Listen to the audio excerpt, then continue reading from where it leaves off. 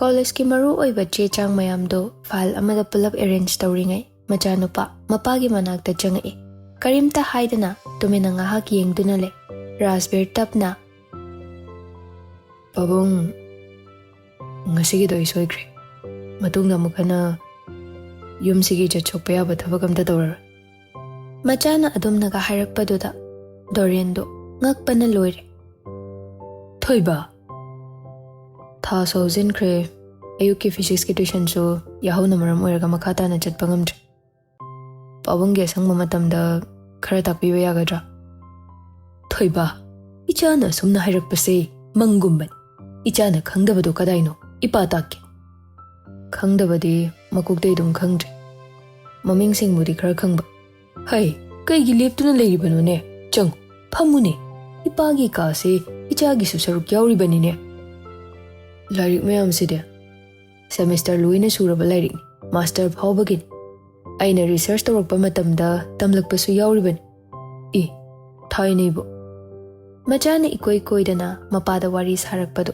hainingai leitana harauram Dorianna Masida natine matamgi oiba physics ki textbook publish tawbaga aigi marup mapang kaya na supirakpa yaurin aina class 8 kaba matamda tamlakpa science ni sina class 9 karakpada makum de yaudri aigi punsida khwaidagi pamuba ama hayo hairabadi lairik singsin Makoidi paring kai luibasu naide ado pabong mayam se natrasu aigi handaki 12 ki parikya thana base takpiyo oza mayam da aina tawruba aranbado ngakpiyo so haijagi ichana ngasine ipada harauna kawrakpase ai sidagi hena penba leite nangna khangningba takhaningba aina loina takan Mamittagi mitlu pirang sintharakle ningamdaba thaudokto amuk no haunana ningsinglakle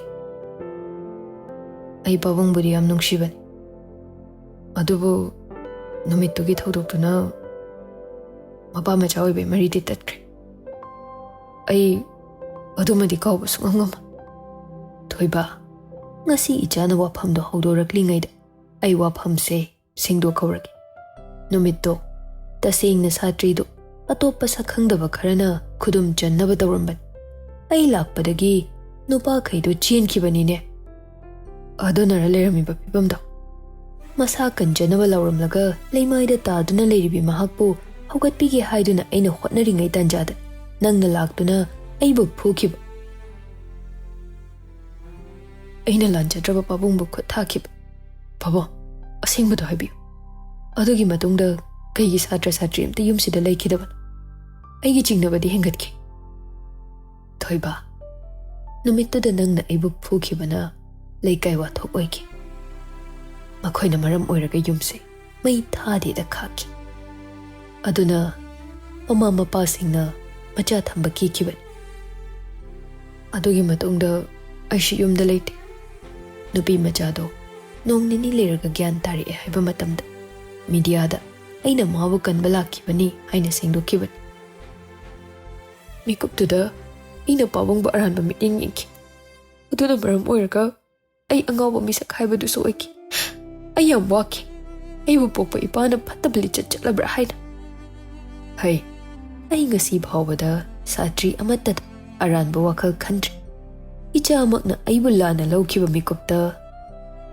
ai yam nungaite lekai gi wari di oiki ko oh adu su phattaba macha aina thokhanki Ina khanbana chumi haiduna kana ki shuha takidaba aisi yam lale pap icha landeda thodokduna lanbada hankibani ngasi gi tanja se ngaibada ipa siradra haina sukhanki Raspberry makhotlo naduna babo nachana phataba kaya tawkhrasu ngakpi aisi yam phattaba machan hai icha lande ne kai gi cha landoino numitudagi hauna Oja makaise aina aranda miting yengkibani adubu ngasidi khang ayi wakhal na lanbani se pumnamak hokre ichana singba khanglakpase ipape ngasidagi hauna ne ichagi khangdaba hiram khudingi ipana khut paiduna takpini ko babo nachagi punsida tawjaruba khudingsu ꯃꯍꯩ ꯄꯥꯛꯄ ꯑꯣꯏꯖꯒꯦꯀꯣ꯫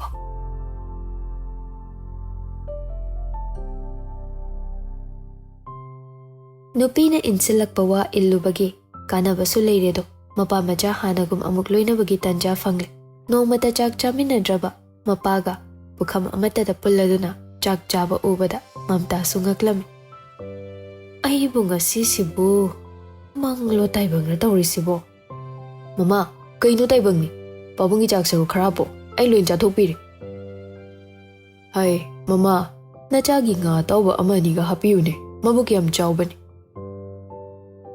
ꯑꯁ, ꯌꯥꯝ ꯆꯥꯁꯤꯜꯂꯒ ꯍꯣꯔꯦꯟ ꯂꯥꯏꯔꯤꯛ ꯄꯥꯔꯤꯉꯩꯗ ꯎꯏꯕ ꯇꯥꯔꯦꯗ ꯄꯥꯕꯨꯡ꯫ ꯎꯏꯅꯤꯡꯉꯣꯏꯗꯕ ꯃꯑꯣꯡꯗ ꯇꯥꯛꯇꯣꯏꯅꯤꯅꯦ ꯏꯆꯥꯁꯤꯗꯤ, ꯄꯨꯛ ꯊꯟꯅ ꯆꯥꯁꯤꯜꯂꯨ꯫ ꯊꯣꯏꯕꯅ ꯂꯥꯏꯔꯤꯛꯇ ꯊꯋꯥꯏ ꯌꯥꯎꯔꯛꯄꯁꯤꯗꯤ ꯏꯟꯁꯥꯡ ꯑꯍꯥꯎꯕ ꯉꯥꯛꯇ ꯊꯣꯡꯉꯒ ꯄꯤꯖꯅꯤꯡꯉꯦꯗ ꯃꯃꯥꯗꯤ꯫ ꯑꯁ, ꯑꯗꯣ ꯃꯃꯥꯅ ꯊꯣꯡꯉꯗꯤꯅꯦ ꯂꯣꯏꯅ ꯍꯥꯎꯔꯦ ꯑꯩꯒꯤꯗꯤ꯫ ꯉꯁꯤꯅ ꯃꯤꯒꯤ ꯀꯣꯂꯦꯖꯇ ꯆꯠꯂꯨꯏ ꯍꯥꯏꯗꯣ ꯀꯔꯤ ꯃꯔꯝꯒꯤꯅꯣ? ꯍꯩ ꯃꯃꯥ, ꯆꯥꯛ ꯆꯥꯔꯤꯉꯩꯗ ꯑꯗꯨꯒꯤ ꯋꯥꯔꯤꯗꯣ ꯍꯧꯖꯤꯛ ꯁꯥꯔꯒꯨꯝꯁꯤꯀꯣ꯫ ꯁꯨꯝ ꯆꯠꯂꯨꯕꯅꯤꯗ, ꯚꯥꯞꯇꯣ ꯉꯥꯏꯍꯥꯛ ꯑꯣꯏꯔꯨꯗꯕ, ꯄꯥꯕꯨꯡ ꯂꯩꯔꯝꯅꯤ ꯈꯪꯉꯗꯤ ꯀꯩꯁꯨ ꯆꯠꯂꯝꯃꯣꯏ꯫ ꯏꯁꯣꯔꯅ ꯇꯥꯟꯖꯥ ꯑꯃ ꯏꯟꯁꯤꯜꯂꯛꯄꯅꯤ꯫ ꯑꯩꯗꯤ ꯑꯣꯛꯑꯦꯍꯦ, ꯅꯪꯁꯨ ꯂꯣꯏꯔꯒꯅꯦ ꯇꯨꯝꯅꯕ ꯆꯝꯄ꯭ꯔꯥ ꯃꯍꯤꯔ ꯀꯩꯅꯣ ꯈꯔ ꯊꯛ, ꯑꯗꯨꯒ ꯂꯥꯏꯔꯤꯛ ꯑꯃꯨꯛ ꯄꯥꯅꯕ꯫ ꯍꯣꯏ ꯄꯥꯕꯨꯡ꯫ ꯊꯣꯏꯕ, ꯀꯩ ꯍꯥꯄꯛꯈꯣꯒꯦ ꯅꯪꯕꯣ?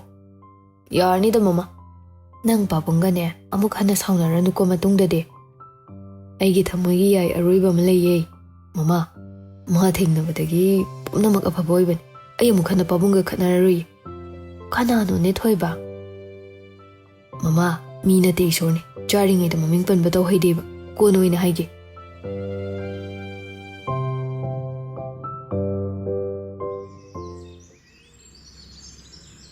ꯁꯣꯝꯗꯅ ꯆꯍꯤ ꯍꯟꯕꯤ ꯅꯨꯄꯤꯗꯨ ꯊꯦꯝꯅꯕ ꯍꯣꯠꯅꯕꯗ ꯆꯍꯤ ꯁꯨꯗ꯭ꯔꯤꯕ ꯄꯥꯈꯪꯗꯨꯗꯤ ꯃꯀꯣꯛ ꯃꯔꯨ ꯉꯥꯎꯔꯝꯃꯤ꯫ ꯂꯤꯂꯤꯅ, ꯍꯦꯄꯦꯇꯋꯥ, ꯅꯪꯅ ꯉꯥꯡꯕ ꯋꯥ ꯑꯃꯨꯛ ꯍꯟꯅ ꯊꯥꯖꯔꯔꯣꯏꯗꯕꯅꯤ꯫ ꯅꯪꯕꯨ 12 ꯄꯥꯁ ꯇꯧꯔꯤꯗꯥꯏꯅꯦ, ꯍꯥ? ꯑꯅꯤꯗꯨꯅꯤ ꯊꯥꯗꯣꯏꯁꯦ ꯀꯥꯏꯅ ꯍꯥꯏꯗꯥꯏꯅꯦꯕ? ꯑꯩꯕꯨ ꯑꯗꯨ ꯍꯥꯏꯈꯤꯕ꯭ꯔꯅꯦ? ꯍꯥꯏꯔꯗꯤ ꯅꯁꯥꯅ ꯉꯥꯡꯈꯤꯕ ꯋꯥ ꯀꯥꯎꯔꯕꯣ? ꯑꯍꯜꯒ ꯁꯥꯔꯝꯗꯅ꯫ ꯑꯉꯥꯡꯗꯤ ꯊꯃꯣꯏ ꯄꯥꯟꯕ ꯌꯥꯗꯦ, ꯅꯨꯡꯁꯤꯕ ꯃꯁꯛ ꯈꯪꯕ ꯌꯥꯗꯦ ꯅꯠꯇ꯭ꯔꯣ? ꯑꯩꯅ ꯇꯧꯔꯤꯁꯦ ꯁꯣꯏꯔꯦ ꯅꯠꯇ꯭ꯔꯣ?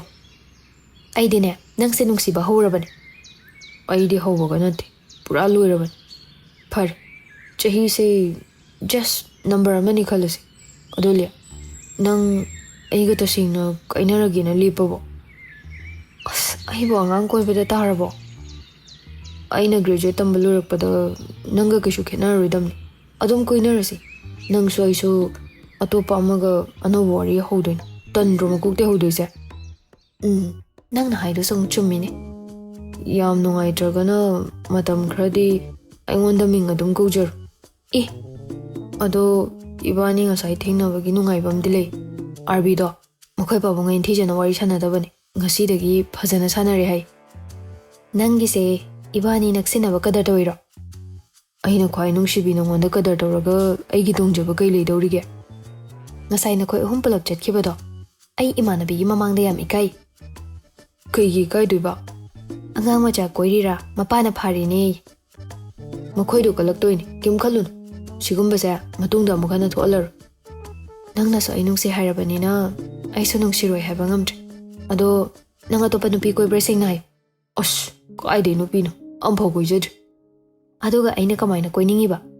ꯅꯨꯡꯁꯤꯕ ꯐꯥꯎꯔꯛꯄ ꯊꯃꯣꯏꯁꯦ ꯁꯤꯒꯤ ꯃꯔꯥꯜ ꯑꯣꯏꯔꯝꯃꯅꯤ, ꯃꯉꯣꯟꯗ ꯍꯪꯉꯨ, ꯀꯩ ꯈꯨꯝꯃꯛꯀꯦ ꯌꯦꯡꯉꯨ꯫ ꯑꯉꯥꯡ ꯃꯥꯅ ꯑꯩꯉꯣꯟꯗ ꯏꯔꯥꯡꯒ ꯇꯧꯔꯗꯅ꯫ ꯑꯩꯗꯤ ꯑꯩꯉꯣꯟꯗꯒꯤ ꯆꯍꯤ ꯍꯟꯕ ꯅꯨꯄꯤꯁꯦ ꯄꯥꯝꯃꯤ꯫ ꯍꯥꯏꯗꯤ ꯅꯪꯁꯨ ꯆꯍꯤ ꯅꯧꯊꯣꯛꯑꯅꯤ, ꯑꯩꯁꯨ ꯋꯥꯈꯜ ꯂꯩꯇꯥꯔꯅꯤ꯫ ꯅꯈꯣꯏ ꯐ꯭ꯔꯦꯟ ꯑꯃ ꯅꯨꯄꯤ ꯊꯤꯔꯦ ꯍꯥꯏꯗꯨꯁꯨ ꯃꯥꯏ ꯅꯨꯄꯤꯗꯣ ꯑꯍꯜꯂꯣ?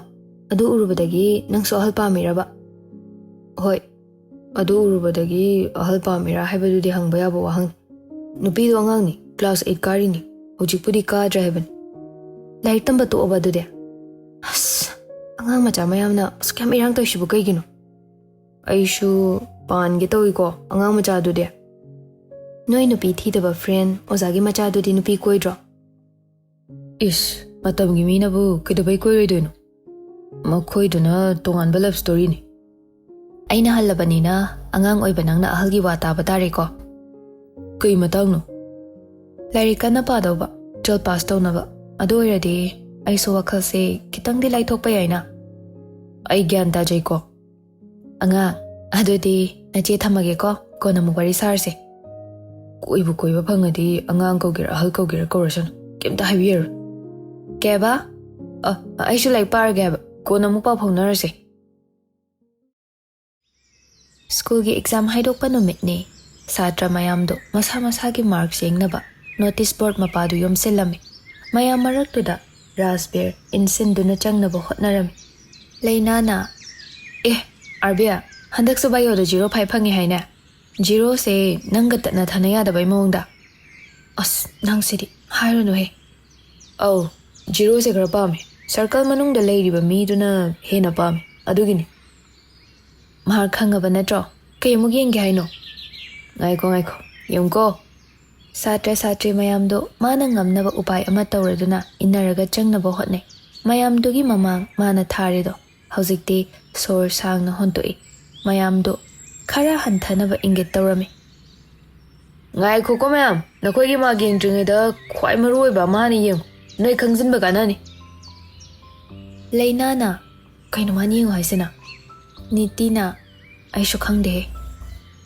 ꯇꯨ ꯐꯤꯖꯤꯛꯁꯇ 50 out of 50 ꯐꯪꯉꯒ ꯃꯌꯥꯝꯗꯩ ꯃꯥꯔꯛ ꯈ꯭ꯋꯥꯏꯗꯩ ꯍꯦꯟꯅ ꯐꯪꯉꯤꯁꯦ ꯑꯣꯏꯅꯥꯝ ꯔꯥꯖꯕꯤꯔꯅꯤ ꯑꯇꯣꯞꯄ ꯑꯝꯇ ꯅꯠꯇꯦꯀꯣ ꯀꯩꯅꯣ ꯑꯁꯦꯡꯀꯤꯔꯣ ꯑꯇꯩ ꯁꯕꯖꯦꯛꯁꯨ ꯄꯥꯔꯗꯤ ꯑꯩꯅ ꯏꯔꯥꯏ ꯂꯥꯏꯅ ꯐꯥꯔꯁ ꯇꯥꯕ ꯉꯝꯅꯤ ꯑꯩꯅ ꯄꯥꯔꯣꯏꯅ ꯄꯥꯗꯕꯅꯤ ꯌꯥꯔꯦꯗ ꯑꯥꯔꯕꯤꯌꯥ ꯃꯁꯛꯁꯤꯒ ꯃꯊꯪꯗꯁꯨ ꯀꯟꯅ ꯍꯣꯠꯅꯔꯣꯀꯣ ꯑꯃꯨꯛ ꯅꯤꯇꯤꯅ ꯍꯥꯏꯔꯛꯄꯅꯤ ꯂꯩꯅꯥꯅ ꯀꯩꯅꯣ ꯑꯁꯦꯡꯀꯤꯔꯣ ꯔꯥꯖꯕꯤꯔꯅ The board is all yours ꯑꯩꯒꯤꯗꯣ ꯍꯟꯖꯤꯟ ꯍꯟꯖꯤꯟ ꯌꯦꯡꯉꯨ ꯈꯪꯒꯗꯕꯅꯤ ꯃꯤꯅ ꯌꯥꯝ ꯇꯧꯖꯅꯤꯡꯕ ꯃꯥꯜꯂꯝꯃꯅꯤ ꯄꯥꯕꯨꯡꯁꯦ ꯇꯥꯛꯄꯗꯤ ꯐꯖꯅ ꯍꯩꯌꯦ ꯑꯩ ꯀꯣꯛꯇꯁꯨ ꯂꯣꯏ ꯆꯪꯉꯤ ꯁꯤ ꯄꯨꯝꯅꯃꯛ ꯅꯪꯒꯤ ꯀ꯭ꯔꯦꯗꯤꯠꯅꯦ ꯌꯥꯔꯣꯏꯕꯤ ꯀꯩ ꯍꯥꯏꯕ ꯍꯧꯖꯤꯛꯀꯤꯗꯣ ꯑꯩꯅ ꯍꯥꯏꯈꯤꯕ ꯋꯥ ꯑꯃ ꯅꯤꯡꯁꯤꯡꯅꯁꯤꯀꯣ ꯑꯩꯅ ꯈ꯭ꯋꯥꯏ ꯅꯨꯡꯁꯤꯕ ꯃꯤꯗꯣ ꯃꯤꯡ ꯑꯃ ꯊꯣꯟꯒꯅꯤ ꯍꯥꯏꯅ ꯉꯁꯤꯗꯩꯗꯤ ꯑꯩ ꯅꯉꯣꯟꯗꯅꯦ ꯌꯥꯔꯣꯏꯕꯤ ꯍꯥꯏꯅ ꯀꯧꯔꯗꯧꯅꯤ ꯃꯤꯡꯗꯨꯒꯤ ꯑꯥꯔꯊꯅ ꯀꯩꯅꯣ ꯑꯃꯨꯛ ꯍꯟꯅ ꯀꯧꯅꯔꯔꯣꯏ ꯈꯜꯂꯝꯕ ꯄꯥꯕꯨꯡꯁꯨ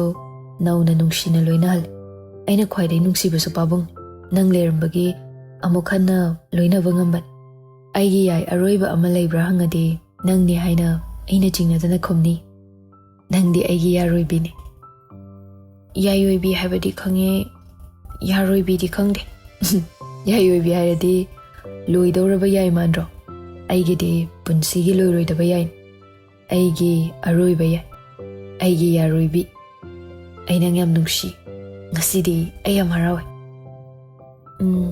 ꯅꯪꯅ ꯂꯥꯏꯔꯤꯛꯇ ꯊꯋꯥꯏ ꯌꯥꯎꯔꯛꯄꯁꯤꯁꯨ ꯑꯩꯗꯤ ꯌꯥꯝ ꯍꯔꯥꯎꯋꯦ ꯄꯥꯕꯨꯡꯒꯤ ꯁꯕꯖꯦꯛꯁꯤꯃꯗꯤ ꯑꯩ ꯀꯟꯅ ꯍꯣꯠꯅꯒꯦ ꯃꯆꯥ ꯑꯃ ꯑꯣꯏꯅ ꯃꯥꯒꯤ ꯃꯤꯡꯆꯠ ꯄꯨꯔꯛꯄ ꯉꯝꯕ꯭ꯔꯥ ꯌꯦꯡꯒꯦ ꯑꯗꯣ ꯑꯩꯒꯤ ꯀ꯭ꯔꯦꯗꯤꯠ ꯅꯉꯣꯟꯗ ꯄꯤꯅꯤꯡꯉꯤ ꯅꯪ ꯊꯦꯡꯅꯔꯨꯕꯗꯒꯤ ꯑꯩꯁꯦ ꯑꯍꯣꯡꯕ ꯌꯥꯝ ꯂꯥꯛꯑꯦ ꯌꯥꯔꯣꯏꯕꯤ ꯅꯪꯒ ꯊꯦꯡꯅꯔꯨꯕꯗꯒꯤ ꯑꯩꯁꯨ ꯑꯍꯣꯡꯕ ꯌꯥꯝ ꯂꯥꯛꯑꯦ ꯑꯗꯣ ꯑꯩ ꯅꯪ ꯌꯥꯝ ꯅꯨꯡꯁꯤ ꯃꯌꯥꯝ ꯈꯨꯅꯨꯡꯁꯤ ꯑꯃ ꯇꯧꯏ ꯃꯤ ꯇꯥꯅꯤꯌꯦ ꯍꯦꯟꯅ ꯑꯗꯨꯝ ꯍꯧꯅ ꯂꯥꯎꯈꯠꯂꯛꯏ ꯍꯔꯥꯎꯔꯤꯅꯦ ꯍꯥꯏꯗꯅ ꯌꯥꯔꯣꯏꯕꯤ I love you You are my one and only love ꯑꯩꯅꯗꯤ ꯅꯨꯡꯁꯤꯗꯕꯁꯤꯡ ꯌꯥꯔꯦꯕ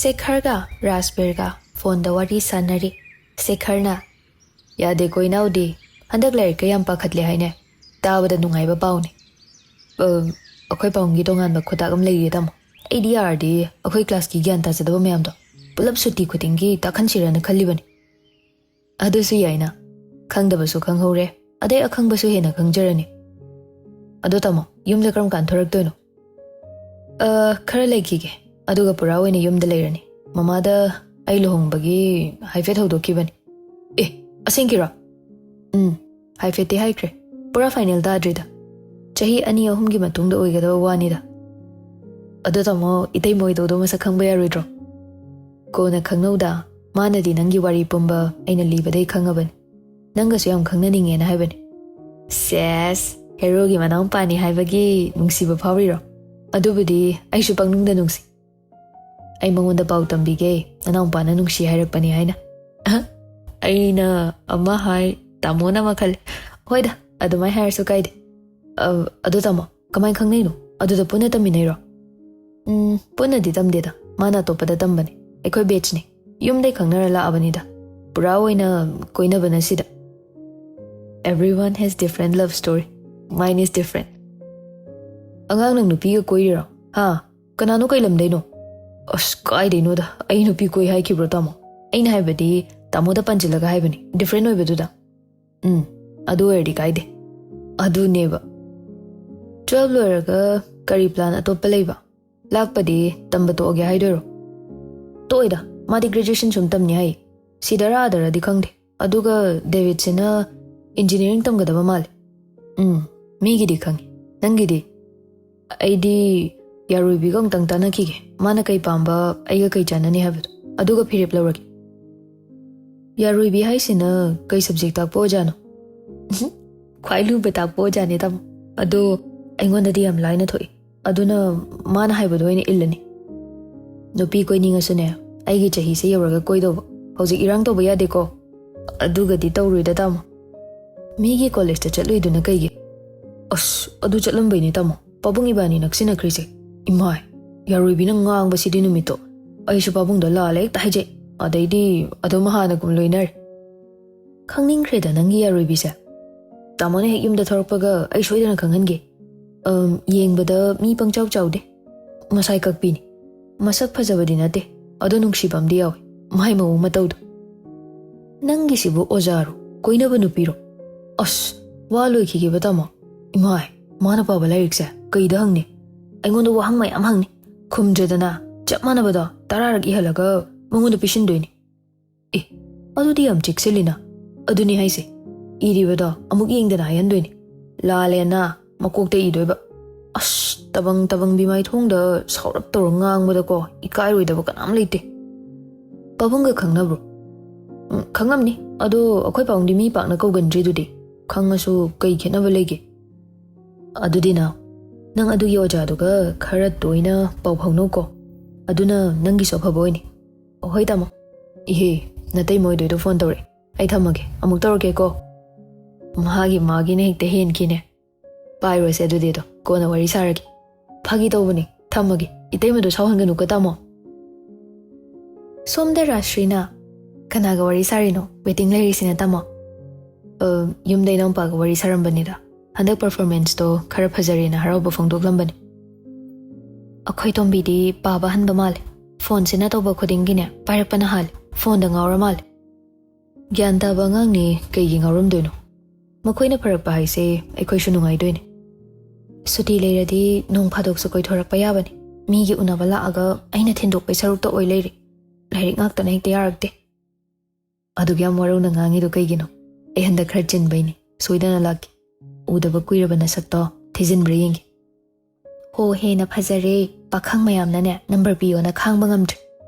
Adudi laaga sambal khaba dabani dana mapu pale khangande yade. Aisu mapu duda oina jage mi mayam chakhange ko. Ngasidi wakhal nungaiba haibo churup thaaga nungaiba dudai hel. Ka amukta loishindaba mana chen dana loishilami. Ore mana laaga aisa masana li haiduin aina loishiladi. Laktawa kya wali janone. Matanta lakpadi tali mi horakina haikiban. Kanami no mana mukhawra lakdishina. Aina khangbadi shoidana oiramgani se. Thoiba, nangbu kadayda leige.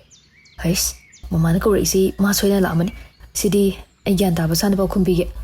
Mama, tare. Ichabo aruba thabak tawribo. Ka loisiliba haidurane nangidobo. Makhada pamhorabo. Kanabo no ne thoiba. Makoibunida, kya lake. Mathantara mi atopasu yawbro. Thoiba, nangbu kaidawragi na sadubu ithak thakatlidubo. Yengoi, aine nang pabungga bazar phawbada phatchatluge. Nang gate se ningthijana lonchilaga layona hairamge tawbani ne. Osh, adugi oire. Kaidawragi nang su bazar chatpa yawningiro. Kai chaninge ichana pambado hayo. Chatse haradi loisalo. Ai pabungda haikidoini. Mama, ai lehudoini. Kadai manam namage. Chatning balera sune aikhoi halakpa ngairamuko. Ado akhoi chapo lebe natro. Leiramni ne. Nang chak to khida ngairi daine. Chaningiro. Ihe nang pabung gari gi horn khong. Mama thengi thoge ko. Kuiri kuirakanu ko. Gate to ai mapandagi haiphet ngasilamage. Nang phatkum tharaga lolu ko. Ohoi mama. Khudang ghari do thanga tuna ngasai de yengde do wadaba mal. ꯂꯥꯛꯍꯟꯅꯤꯡꯕ ꯃꯥꯁꯨ ꯀꯣꯛ ꯌꯧꯔꯛꯂꯒꯦꯗꯦ ꯑꯃꯗꯤ get ꯍꯥꯡꯂꯒ ꯉꯥꯏꯕꯗ ꯑꯋꯥꯕ ꯑꯃ ꯑꯣꯏꯔꯝꯃꯤ ꯀꯥꯏ ꯆꯠꯈ꯭ꯔꯖꯥꯠꯅꯣꯅꯦ ꯃꯗꯨꯕꯣ ꯑꯩꯈꯣꯏ ꯂꯝꯕꯤꯁꯦ ꯈꯪꯗ꯭ꯔꯖꯥꯠꯂ ꯑꯍꯥꯟꯕ ꯑꯣꯏꯕꯒꯤ ꯑꯩꯅꯗꯤ ꯄꯥꯕꯨꯡꯒꯤ ꯃꯤꯡ ꯄꯜꯂꯨ ꯑꯗꯨꯝ ꯈꯪꯅꯤꯅ ꯍꯥꯏꯈꯤꯕꯅꯤ ꯑꯗꯨꯒ ꯃꯥꯗꯤ ꯀꯥꯎꯔꯖꯥꯠꯂ ꯁꯤꯗꯤ ꯑꯩ ꯔꯤꯌꯥꯗ ꯀꯣꯜ ꯇꯧꯕꯅ ꯆꯨꯝꯅꯤꯕꯣ ꯑꯁ ꯄꯥꯏꯔꯣꯗ ꯋꯥꯔꯦꯗ ꯑꯩꯕꯣ ꯅꯤꯇꯤꯅ ꯍꯜꯂꯣ ꯏ ꯅꯪ ꯃꯈꯣꯏꯗ ꯍꯧꯖꯤꯛꯐꯥꯎ ꯂꯩꯔꯤꯕꯣ ꯑꯩꯈꯣꯏꯗ ꯂꯥꯛꯑꯔꯣꯏ ꯍꯥꯏꯔꯣ ꯑꯩ ꯉꯁꯥꯏꯗꯤ ꯉꯥꯏꯔꯤꯅꯤ ꯑꯩ ꯅꯣꯏ ꯊꯣꯡꯒꯥꯜꯗ ꯔꯤꯌꯥꯒ ꯂꯩꯌꯦ ꯅꯪ ꯃꯇꯦꯛ ꯑꯃ ꯊꯣꯔꯛꯀꯦꯔꯣ ꯍꯣꯏ ꯌꯥꯏꯌꯦ ꯂꯩꯔꯝꯃꯣ ꯀꯨꯏꯔꯛꯀꯅꯨꯀꯣ ꯃꯤ ꯃꯌꯥꯝ ꯌꯦꯡꯉꯛꯑꯦ ꯌꯥꯝ ꯍꯩꯅꯗꯤꯌꯦ ꯍꯣꯏ ꯂꯥꯛꯑꯦ ꯅꯈꯣꯏ ꯑꯅꯤꯈꯛ ꯔꯣꯃꯥꯟꯁ ꯇꯧꯕ ꯌꯥꯕꯁꯤꯗ ꯑꯩ ꯑꯃꯨꯛ ꯍꯧꯔꯤꯅꯤꯅꯦ ꯃꯤꯅ ꯑꯩ ꯇꯣꯝꯇ ꯆꯠꯄꯗꯣ ꯌꯥꯝ ꯇꯧ ꯉꯝꯃꯦꯅ ꯍꯥꯏꯅꯈꯤꯅꯤꯌꯦ ꯇꯤꯟꯅꯕꯅꯤ ꯍꯥꯏꯔ ꯂꯣꯏꯔꯦ ꯀꯩꯅꯣ ꯑꯗꯨꯁꯨ ꯏꯁꯥꯅ ꯏꯔꯥ ꯂꯩꯕꯩꯔꯥ ꯈꯪꯗꯦ ꯄꯪꯀꯤꯗ ꯀꯤꯖꯩ ꯃꯥꯅ ꯂꯥꯛꯇꯕ ꯌꯥꯗꯦꯅ ꯁꯨꯝ ꯍꯥꯏꯕꯗꯨꯗ ꯑꯩꯁꯨ ꯍꯣꯏꯅ ꯍꯥꯏꯗꯣꯛꯈꯤꯕꯅꯤ ꯊꯣꯔꯛꯑꯦꯗꯣ ꯆꯪꯉꯣ ꯃꯅꯨꯡꯗ ꯅꯣꯏ ꯉꯥꯏꯕꯗ ꯑꯩꯗꯤ ꯋꯥꯔꯕꯅꯤ ꯂꯥꯛꯑꯔꯣꯏꯗ꯭ꯔꯥꯅ ꯌꯥꯝ ꯁꯤꯡꯉꯤꯀꯣ ꯑꯩꯉꯣꯟꯗ ꯐꯣꯟꯒ ꯇꯧꯔꯛꯇꯅ ꯅꯕꯥꯅꯤ ꯂꯥꯛꯃꯤꯟꯅꯗꯣꯏ ꯃꯥꯟꯕ ꯑꯩꯒꯤ ꯌꯨꯝ ꯈꯪꯕ ꯍꯥꯏꯔꯗꯤ ꯅꯪ ꯑꯣꯏꯗꯣꯏꯅꯦ ꯀꯅꯥꯝ ꯂꯩꯇ꯭ꯔꯣ ꯂꯩꯌꯦ ꯅꯠꯇꯦ ꯑꯩꯈꯛ ꯂꯩꯌꯦ ꯃꯃꯥꯗꯣ ꯄꯥꯕꯨꯡꯒ ꯕꯖꯥꯔꯗ ꯆꯠꯈꯤꯕꯅꯤ ꯍꯧꯖꯤꯛꯇ ꯀꯨꯏꯔꯛꯑꯣꯏꯅ ꯍꯥꯏꯔꯝꯃꯤ ꯅꯈꯣꯏꯁꯦ ꯀꯨꯏꯔꯕꯩ ꯃꯇꯨꯡꯗ ꯂꯥꯛꯄꯅꯤ ꯈꯔ ꯍꯣꯡꯉꯝꯕꯒꯨꯝ ꯇꯧꯏ ꯑꯗꯨꯝ ꯀꯩꯅꯣ ꯅꯤꯇꯤ ꯅꯪꯁꯨ ꯋꯥ ꯈꯔ ꯉꯥꯡꯉꯣ ꯏꯕꯥꯅꯤꯈꯛ ꯋꯥꯔꯤ ꯁꯥꯟꯅꯧ ꯍꯥꯏꯔꯣ ꯆꯪꯉꯛꯑꯣ ꯑꯩꯒꯤ ꯀꯥꯗ ꯑꯣꯏꯅ ꯐꯝꯃꯨꯁꯦ ꯀꯩꯝꯇ ꯏꯀꯥꯏꯒꯅꯨꯀꯣ ꯑꯩ ꯅꯈꯣꯏ ꯂꯥꯛꯅꯤꯅ ꯂꯣꯏꯁꯤꯜꯂꯤꯅꯤ ꯅꯊꯟꯇ ꯀꯤꯗ꯭ꯔꯣ ꯅꯪꯗꯤ ꯁꯔ ꯍꯣꯏ ꯂꯩꯇ꯭ꯔꯀꯥꯟꯗ ꯅꯊꯟꯇ ꯂꯩꯍꯧꯕ ꯀꯤꯗꯅ ꯑꯩꯗꯤ ꯍꯦꯔꯣꯅꯤ ꯑꯗꯨꯅ ꯀꯩꯝꯇ ꯀꯤꯕꯤꯗꯦ ꯅꯣꯏ ꯑꯅꯤꯒꯤꯁꯦ ꯑꯩ ꯃꯄꯥꯟꯗ ꯉꯥꯏꯍꯥꯛ ꯂꯩꯕꯤꯌꯨꯔꯣ ꯉꯥꯏꯈꯣ ꯌꯥꯔꯣꯏꯕꯤ ꯑꯩ ꯉꯁꯤꯁꯦ ꯌꯥꯝ ꯅꯨꯡꯉꯥꯏ ꯀꯩꯒꯤꯅꯣ ꯈꯪꯗꯦ ꯑꯗꯣ ꯅꯈꯣꯏ ꯂꯥꯛꯏꯁꯦ ꯀꯩ ꯆꯥꯅꯤ ꯀꯩꯝ ꯆꯥꯗ꯭ꯔꯁꯨ ꯌꯥꯅꯤꯗ ꯍꯦꯔꯣ ꯁꯣꯔꯗꯣ ꯑꯝꯇ ꯃꯦꯟ ꯇꯥꯈꯣ ꯃꯃꯥ ꯑꯦ ꯕꯖꯥꯔ ꯆꯠꯈꯤ ꯀꯥꯎꯋꯦ ꯑꯩ ꯃꯤꯒꯤ ꯍꯧꯔꯛꯀꯦꯀꯣ ꯌꯦꯔꯨꯝꯁꯨ ꯐꯨꯠꯀꯦ ꯑꯗꯨꯃꯗꯤ ꯍꯩꯌꯦ ꯍꯦꯔꯣ ꯑꯩ ꯑꯣꯏꯅ ꯍꯧꯕꯤꯌꯨꯔꯣ ꯌꯥꯅꯤꯗ ꯅꯣꯏꯅꯤ ꯐꯝꯃꯝꯃꯒꯅꯦ ꯋꯥꯔꯤ ꯁꯨꯝ ꯁꯥꯔꯝꯃꯣ ꯑꯩ ꯀꯨꯏꯔꯣꯏ ꯇꯨ ꯄꯥꯕꯨꯡꯅ ꯇꯥꯛꯄꯤꯕ ꯅꯣꯠꯕꯨꯛꯁꯦ ꯌꯦꯡꯉꯨ ꯁꯤꯅ ꯍꯦꯟꯅ ꯂꯥꯏꯕ ꯃꯥꯟꯕꯅꯤ ꯑꯁꯨꯝꯅ ꯍꯥꯏꯔꯝꯃꯒ ꯔꯥꯖꯕꯤꯔꯗꯨ ꯊꯣꯛꯈ꯭ꯔꯦ ꯅꯤꯇꯤ ꯃꯥꯅ ꯍꯥꯏꯔꯝꯕ ꯅꯣꯠꯕꯨꯛꯇꯨ ꯇꯥꯞ ꯄꯥꯏꯗꯨꯅ ꯐꯥꯛꯇꯨꯅ ꯁꯨꯝ ꯌꯦꯡꯉꯤ ꯑꯗꯨꯒ ꯚꯥꯞꯄꯨ ꯑꯣꯏꯔꯨꯗꯦ ꯑꯥꯔꯕꯤꯁꯦ ꯍꯦꯟꯔꯥꯏꯇꯤꯡꯗꯤ ꯌꯥꯝ ꯐꯖꯩꯀꯣ ꯑꯗꯨꯒ ꯃꯥꯅ ꯉꯥꯡꯕ ꯋꯥꯁꯤꯁꯨ ꯇꯥꯕ ꯌꯥꯝ ꯅꯨꯡꯉꯥꯏꯀꯣ ꯍꯧꯖꯤꯛꯇꯤ ꯂꯣꯏ ꯐꯖꯅꯤ ꯇꯥꯕꯁꯨ ꯂꯣꯏ ꯅꯨꯡꯉꯥꯏꯅꯤ ꯀꯥꯏꯌꯦ ꯅꯕꯥꯅꯤꯈꯛ ꯎꯅꯍꯜꯂꯝꯗꯧꯅꯤ ꯃꯥꯅꯁꯨ ꯄꯥꯝꯖꯕ ꯊꯣꯛꯅꯕ ꯇꯜꯂꯤꯀꯣ ꯅꯨꯄꯥꯒ ꯅꯨꯄꯤꯒ ꯈꯛ ꯎꯅꯕ ꯍꯧꯅꯗꯦ ꯅꯣꯏꯅ ꯈꯪꯗꯕ ꯈꯔ ꯂꯩ ꯑꯁꯤ ꯃꯤꯁꯦ ꯃꯑꯣꯡ ꯃꯥꯟꯗꯅ ꯀꯩꯗꯧꯏꯅꯣ ꯑꯩꯕꯨ ꯍꯨꯏꯅꯥꯎ ꯃꯆꯥ ꯃꯥꯜꯂꯦ ꯍꯥꯏꯅꯤꯅꯦ ꯐꯣꯟꯗ ꯑꯁꯦꯡꯕꯗꯗꯤ ꯍꯦꯟꯅ ꯁꯤꯗꯔꯛꯇꯧ ꯃꯥꯜꯂꯦ ꯑꯗꯨ ꯑꯣꯏꯔꯗꯤ ꯈꯪꯗꯦ ꯃꯥꯅ ꯃꯦꯒꯤ ꯍꯧꯔꯤꯅꯦꯅ ꯇꯧꯏꯗꯣ ꯍꯩꯕꯨ ꯍꯩꯖꯥꯠꯂꯣ ꯑꯩꯅ ꯑꯣꯏꯅ ꯍꯧꯕꯤꯌꯨ ꯍꯥꯏꯔꯣ ꯅꯪ ꯊꯥꯏꯅꯒ ꯌꯥꯝ ꯃꯥꯟꯅꯗꯦꯀꯣ ꯁꯥꯅꯤꯀꯣ ꯃꯩꯊꯛꯇꯩ ꯊꯥꯡꯊꯔꯛꯄꯅꯤ ꯀꯤꯆꯟꯗꯅꯦ ꯃꯃꯥ ꯉꯥꯛꯇ ꯆꯪꯕꯅꯤ ꯑꯩ ꯐꯖꯅ ꯍꯩꯇꯦꯕ ꯀꯗꯥꯏ ꯑꯩ ꯑꯃ ꯄꯥꯏꯕꯤꯒꯦꯁꯦ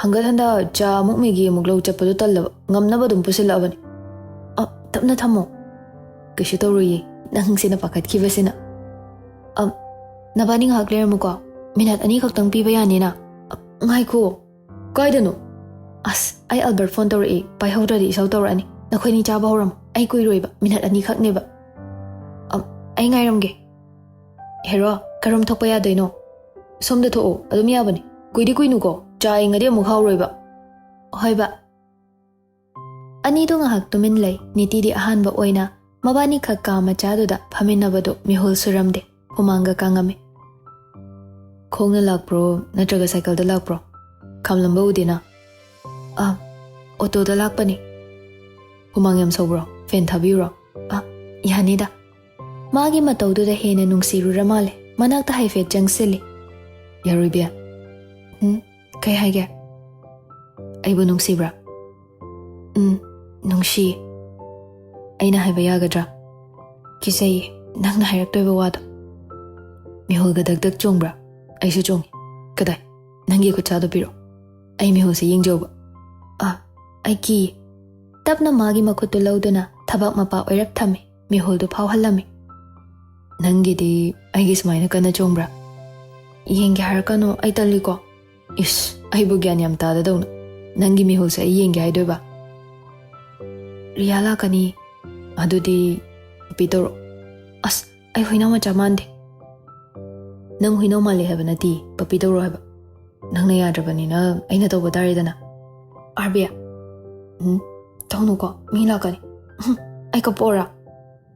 Kapagano he. Mihuyang biwin da narsi adudi.